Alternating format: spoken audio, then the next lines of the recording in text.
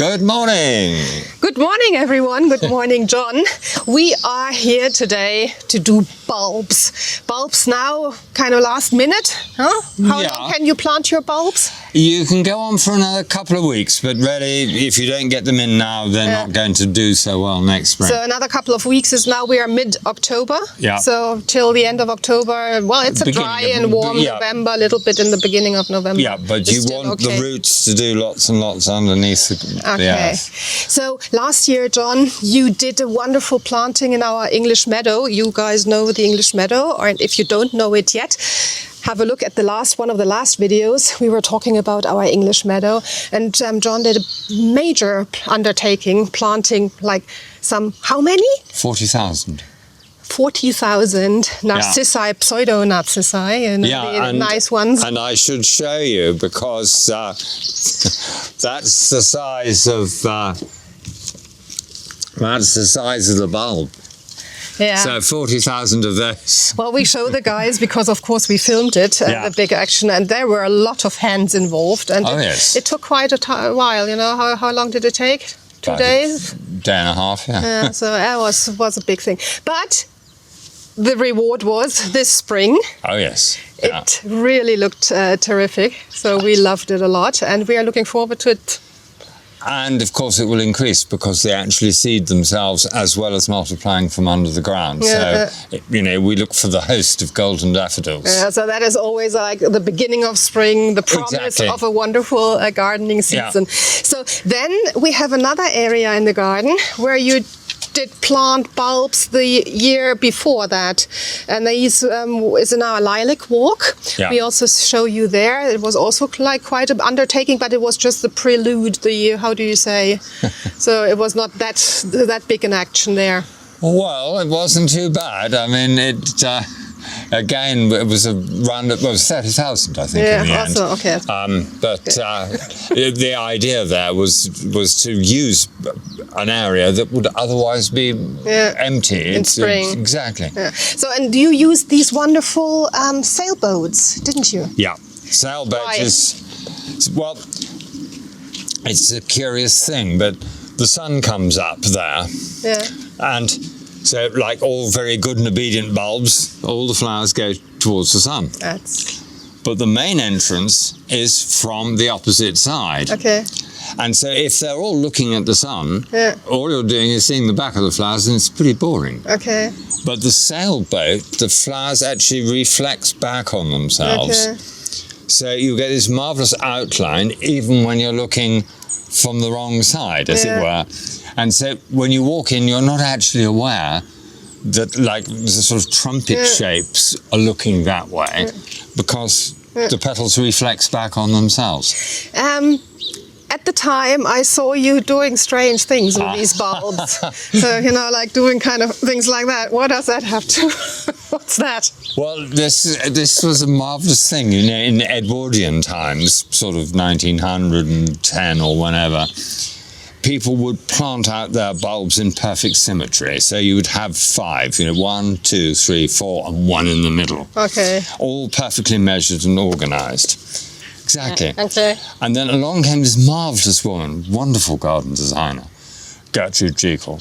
And she said, listen, that doesn't happen in nature. What happens in nature is they come up in a random fashion. Yeah. So she said, the only way to do your bulbs is to get them in your hand and throw them over your shoulder. Okay, so that you don't even see where they are going. Exactly. So we had lots of fun sort of throwing them around like this and even sort of practicing our cricket and all sorts of different ways. But that is the point. Is that to make it look natural, you mustn't agonise over which one goes where. Just throw them on the ground where they land, plant them. Okay, cool. Nice advice. I would love to do a video with you about GERTRUDE JEKYLL. So if you guys are interested, let us know, you know, if this is also something that would interest you, you know, to have, you know, this wonderful garden designer who brought so many wonderful ideas to our gardens, which are still valid today. So maybe we do that one day. Just write down there if you want to have that. Okay, so we have some more bulbs here. For example, the spring green, I take it you did a very nice, well, dramatic is maybe, well, a very wonderful planting in our inner court, you know, where we have our bed and breakfast rooms. Well, yes, the joy to me about having green and white together, particularly in the spring, is very, very fresh. Yeah. There's something wonderfully sort of clean and attractive about it. And I particularly wanted to combine this with the variegated foliage that we've got in there as a theme as well. Which is the ground elder? Yes, it is. It's too funny for words. This is ground elder, which is the worst weed on the planet. I mean, really, you know, the famous... Why do you use it then? Because it's variegated, it is actually means nearly all variegated plants are infected with a virus. Yeah. And they've come from a perfectly healthy green plant and they've got this virus. Okay. And in most cases, it makes little or no difference to the performance of the plant.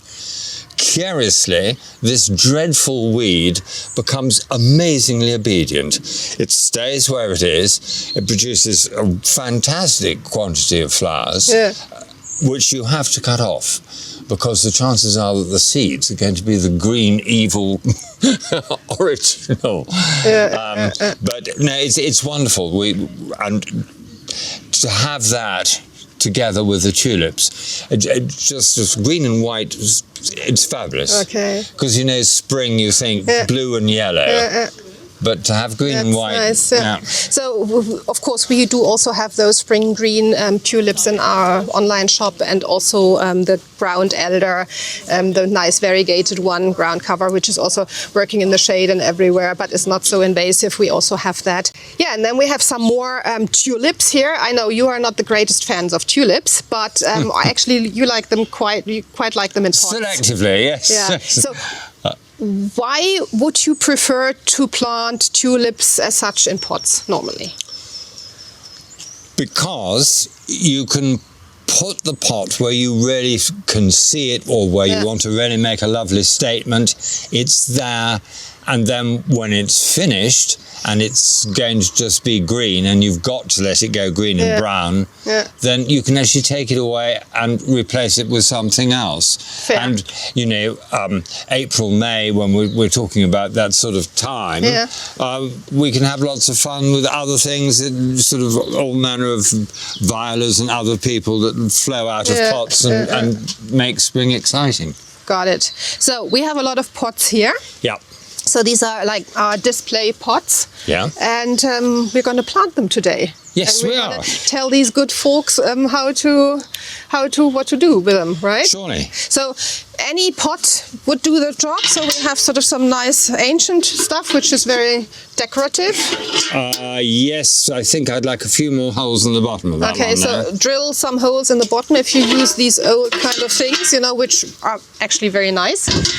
Yeah. Flower pots. Flower pots. Better check. And the most important point about the flower pots is the drainage. So they have it's a hole in there, and you have the typical...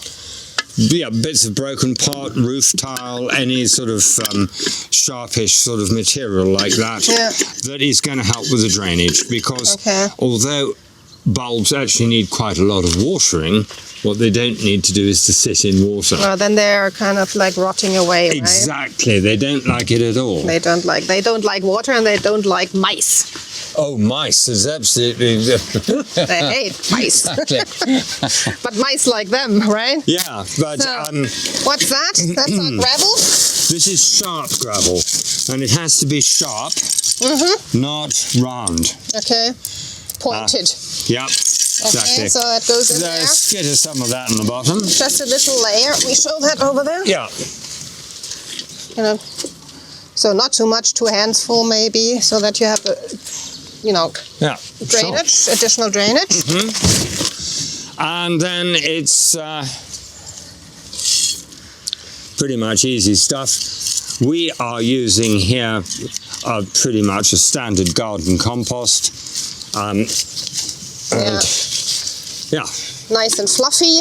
Nice and fluffy, and you don't want to make it too compact, because... No peat in there, right? There's no peat in this, no. Very important, no peat in there. You know, it's bio, actually. we also send that mail order, you know, but you get really good biocompost packed in bags anywhere. It's also not a bad scheme to add some of the vermiculite or perlite or any of the sort of volcanic, you know, this white... which really helps breaking it up, not getting too compact. Exactly. Right? But, I mean, since they are only going to be in here for a short period of time, it's not quite as essential as you might think. Okay. Right. So you filled the whole thing up halfway? Exactly. Because if you plant your tulips too high at the top, you're going to get this windrock effect, which you won't get with the stem deeper in the ground. So if you plant them quite deeply, they still make it up over the surface. So yes, depth in a pot is not as important as it is as depth in the soil. Okay, good. So which one would you like in there, John? Well, this size of pot. We go for some like spring green, huh? Sort of the freshness, or what would you like? I'd like the purples. I think, you know, let's be dramatic. He likes to be dramatic. Okay. Yeah. So how many do you need? Probably nearly all of those. So which way do I put them in? Like. Okay. Well, let's explain. Okay, it's always this way up. Okay, the pointed way up. Okay, and then you just stick them in like that, but you must be generous with them. So you don't do the GERTRUDE JEKYLL thing because you won't get no. hit the pot. just go all the way around neatly, same distance. Same distance, okay. Just, you know, put them exactly. in Just firmly, keep going. you know, like, oh, this is a bit too close. That's it. Keep going. These are actually my gloves I normally use for rose pruning, but so what? Pretty much neat. neat. Is that okay? One in the middle? No, 3 in the middle, I would think. 3 in the middle? Yeah. Okay, so we go for 3 in the middle. You guys, you can follow that? You see it? I put them in, sort of, you know, press them in a little bit so that they sit kind of firmly in there. Yeah, except the middle ones want to be sort of not touching. Got that wrong. See, good that we have you here. So, looking at this, I think we could actually stretch this out a bit more. We could put another one here. Okay, good. And perhaps we can be a bit generous and stick one there. That's great. That's how I'd like to see them. Okay. Right, so then the next layer of compost comes along.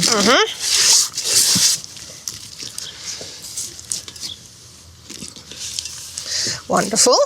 But don't make the mistake of sort of tamping it down. It just not press it, you know, just a little kind of. And then let them breathe, or what? I'd like to propose some garden faser on the top of it. Garden faser is what in English? Because we are talking to an English audience, international audience. Yeah, it's composted forest bark.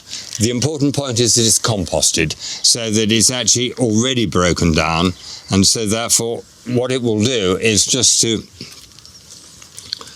give some protection and some drainage to the compost underneath. That's perfect. And don't fill it too full, because there will become a time in the spring when you want to water it. Yeah. And if it's got too much in it. Okay.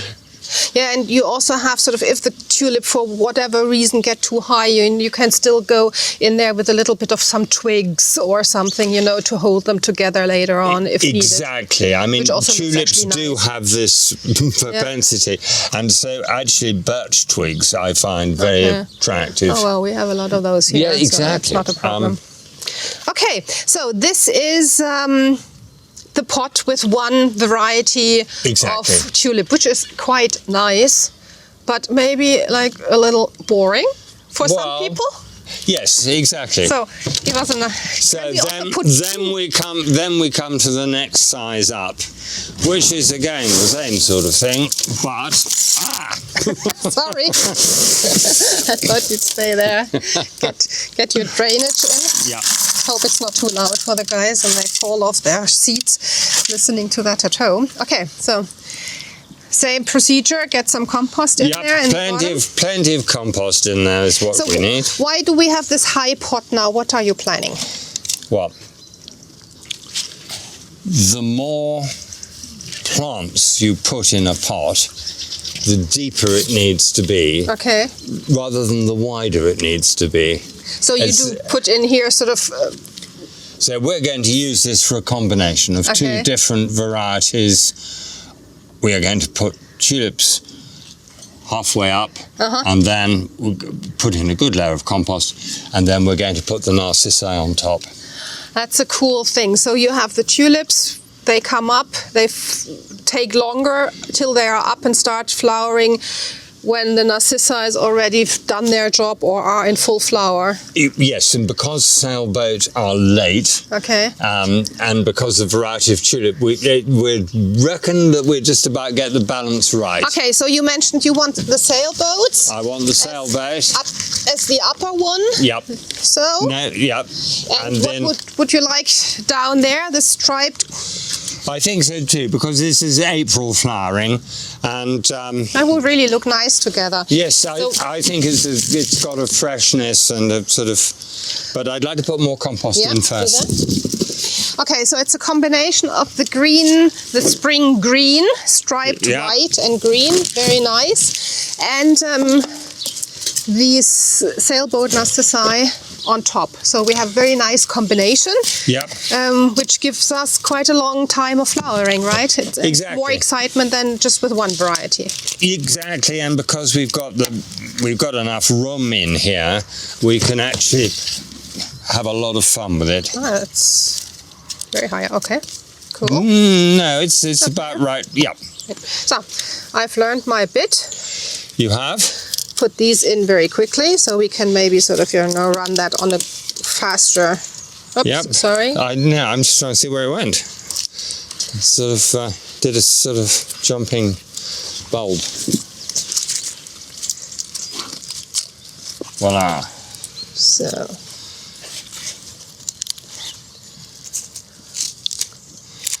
And you can get plenty in the middle as well.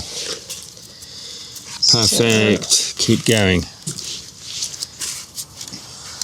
The official bulb planter here. Yeah. Okay, is that good enough? Yeah. You like it? Yeah, it looks pretty neat. Okay, so. Okay, put the next layer of earth on top of it, and then we get ready. Break up the clumps. Yeah, that's perfect. Okay, that's exactly the right depth. So you had like about 3 shovels, so it's like about this much of compost on top of the tulips, right? Exactly. Okay, and now we go for our nice little narcissi. Yeah. Do I just throw them in there now, or do I do the same? More or less the same. Okay, so also in that nice kind of pattern. Yeah, and I think you could probably use nearly all of those looking at it. Okay, there's a double. Can I separate them? Yes, you can. Okay. Bonus. The bonus bulb. Yeah, we could do that with this guy as well. So, good. Little one in between. Yep. Keep it going. Okay, so... Not all the small ones will flower, so that's why you tend to... Okay, put some more in. Yeah, exactly. So I'd use everything you've got there. So you see one of these bags we have is good for like one pot, that size, or a nice little area in your flower bed, which you can, of course, also plant these guys. So I think that's quite good what I did there. think that's lots of fun. Another layer of compost, as we said before.